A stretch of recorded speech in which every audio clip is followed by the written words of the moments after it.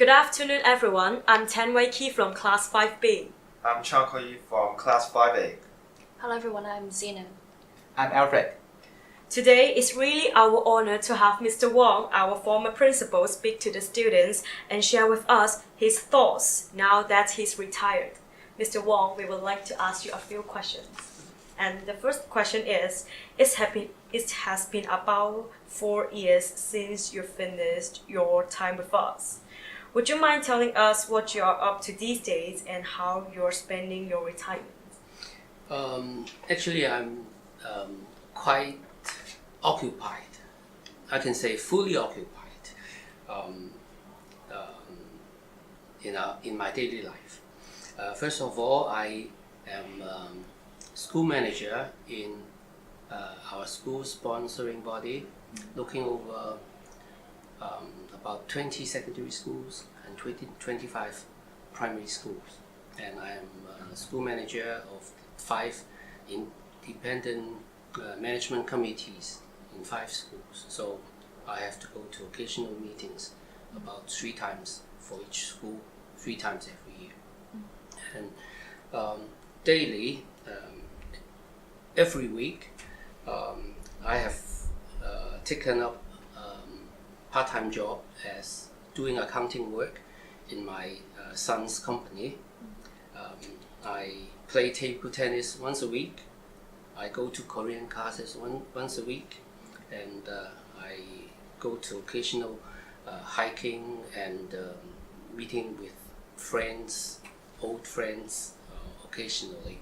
And of course, I like going abroad, traveling about once every 2 months. So I'm pretty fully occupied. My retired life is. Thank you, Mr. Wong. And about your time at Fwynnwa Secondary School, do you have any unforgettable or sweet experiences that stay in your mind?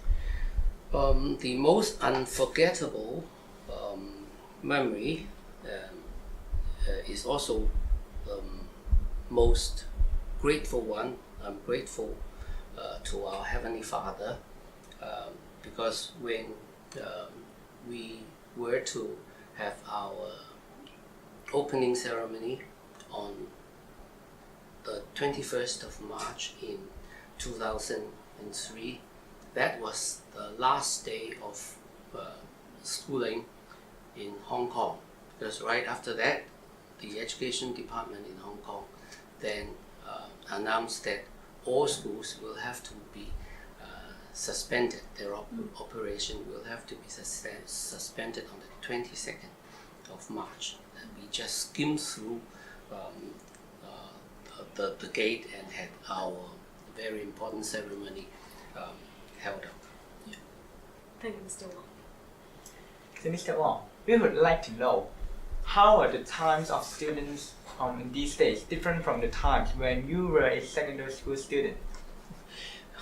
You were asking me to compare the 2 lots of people across half a century. First of all, if we look at it from the eligibility rate, 50 years ago, only a portion of primary graduates can go into a secondary school. Only about half of primary students can sit for an exam, eligibility exam, and then only a portion of them can get into a secondary school. And about half of them will have to go to vocational training, which lasts for only 3 years, and the rest that can go to formal secondary education would be able to complete about 5 years of secondary education, and then about 30% of them can go up to Form 6 and Form 7, then take their exam, matriculation exam for the university. But after 50 years nowadays, all primary 6 graduates can have their 6 years of secondary education and sit for the matriculation exam. That is the Hong Kong DSE. That is the first difference I can think of. And the second difference would be about their resilience. 50 years ago, I think that the students then were more resilient than students nowadays, because I can see that only this academic year there are well over 10 cases of sad incidences. That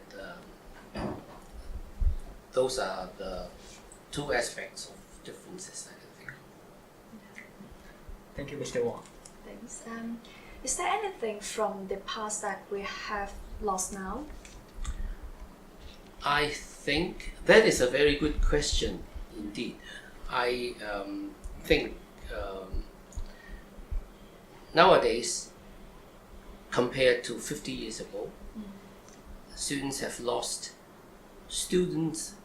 and their parents have lost their trust and respect towards our teachers.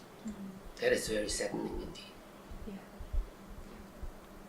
So, Mr. Wong, do you have any advice to give students nowadays about how to go well? I am not a wealthy person. I would not consider myself a wealthy person. That from that aspect, I think this question is quite difficult.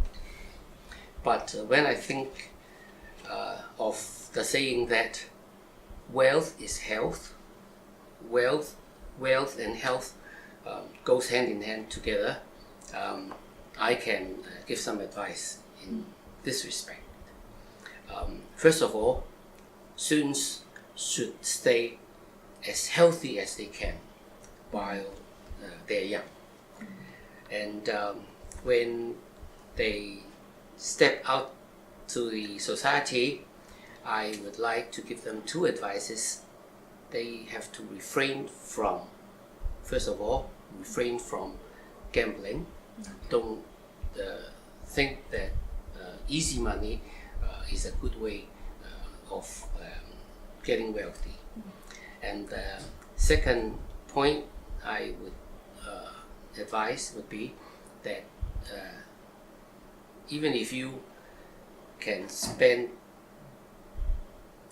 money in advance with a credit card, never leave a debit balance with your credit card statements. That would drain off your wealth very easily. What advice would you give students when it comes to choosing a career? When they have to choose their career, at the beginning stage, when they were to choose a career, I would advise them their option should be based on their ability and on their interest. Once they have chosen a career, they should engage full gear at their work. That way, I would say I can promise them success, whatever they have chosen.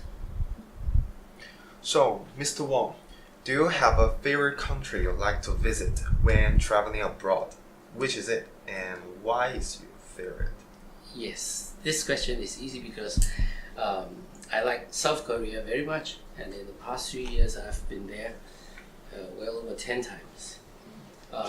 The main reason is that I have started learning Korean a year ago. I would like practicing the language in the native speaking country. And the second factor would be that I like their food, I like their service, I like the quality of the commodities like cosmetics, socks, clothing, and so on. So whenever I have a chance, when I consider going abroad, I always take South Korea to be my first choice. Thank you, Mr. Wong. If the last question, if you could be an animal, which animal you want to be? A cat. Why? Because my entire family love cats. So if I were to be a cat, I would be loved by my entire family. Oh, thank you, Mr. Wong. Thank you very much for your coming, Mr. Wong. It's good to see that you are still full of energy and hear that you are enjoying your retired life. So I'm sure our schoolmates will have benefited a lot from your sharing and advice. So wish you a fruitful and wonderful retirement. Thank you. Thank you Thank all. you. Thank you.